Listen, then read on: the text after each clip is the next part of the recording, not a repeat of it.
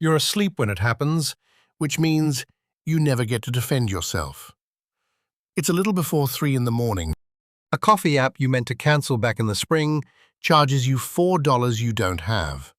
That's the whole crime. $4 while you were dreaming. But the bank doesn't sleep.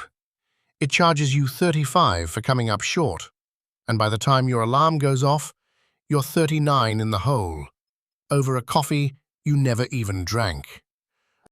There's a number sitting next to your name, and you will never once get to see it. But everyone who decides anything about your life sees it before they see your face. The landlord sees it. The loan officer sees it. You think they're reacting to you? They're reacting to the number. So watch one life. One decent person, the same slow Tuesday mornings, lived at 8 different balances. And count how many times the world changes its mind about who that person is. Level 1. 0. You're not broke in some abstract someday way.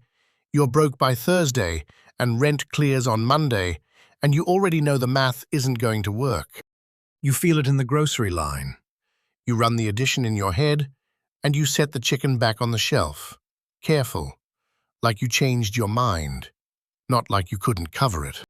A fee lands, you call.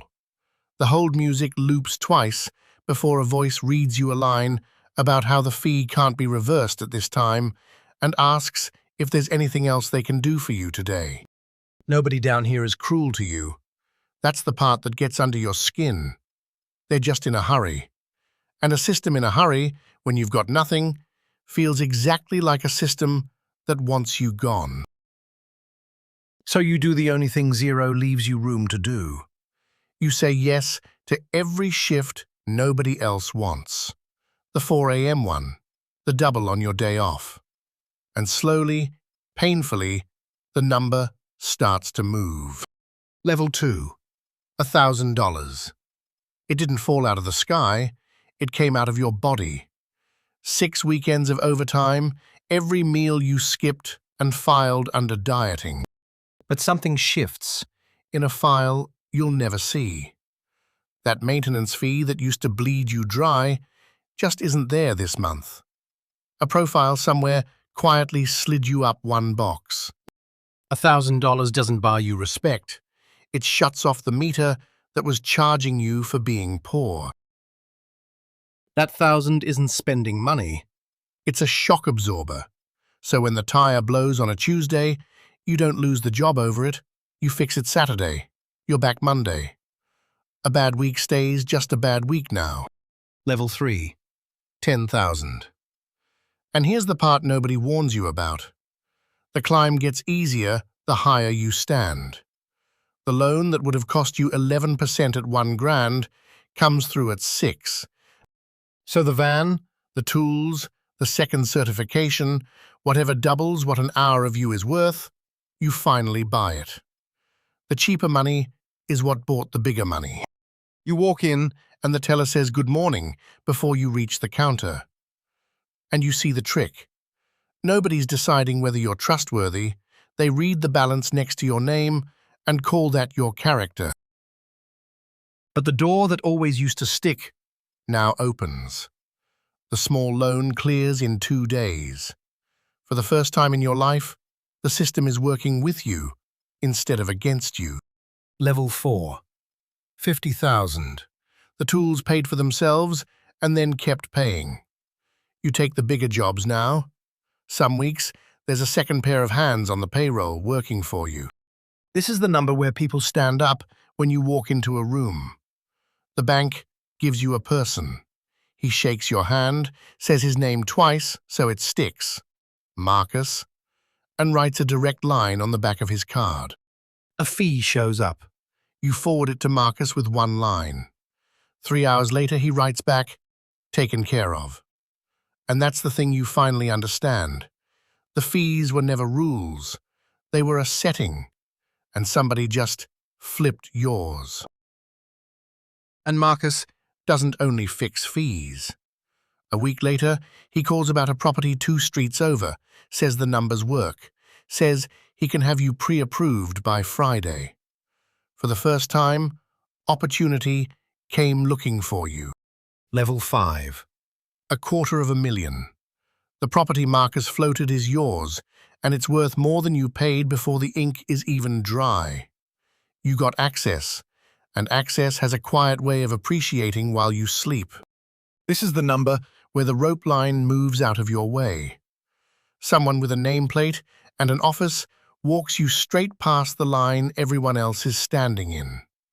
The same line you stood in at 0. A mortgage pre-approval comes before you'd even decided you wanted to buy. Then, a rival bank calls to poach you, and Marcus calls back inside the hour to beat them. The price of money drops for you, not because you argued it down, because you stopped reading as a risk. The kid who set the chicken back on the shelf is now someone 2 institutions are afraid to lose. Level 6. $1 million. And it didn't come from one big win. It came from the rate you never had to fight for, quietly turning into margin year after year. The cheap money compounded in your sleep. Marcus drives to you now, with the reports in a leather folder. He gives you 90 minutes, and at the end, he doesn't try to sell you a single thing. He just leaves a card. What you don't catch is that the selling already happened, while it looked like a favor. A product is something they want you to buy once. Advice is something they want you to keep needing. And yes, the Sunday phone calls home got shorter. But you made it to the number everyone points at their whole life. You're standing somewhere they once swore you'd never reach.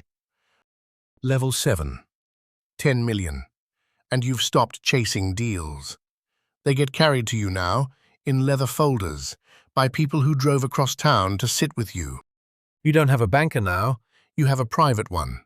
He carries fewer than 20 clients. He knows your kids' names. He remembers the foundation you mentioned once, because keeping you is the entire job. Your mortgage rate isn't printed on any sheet. It's a conversation. You sit in a room with no logo on the door and a table cut from a single slab of wood. And the deal on that table will never appear in a prospectus. They don't follow their rules for you anymore. They bend them.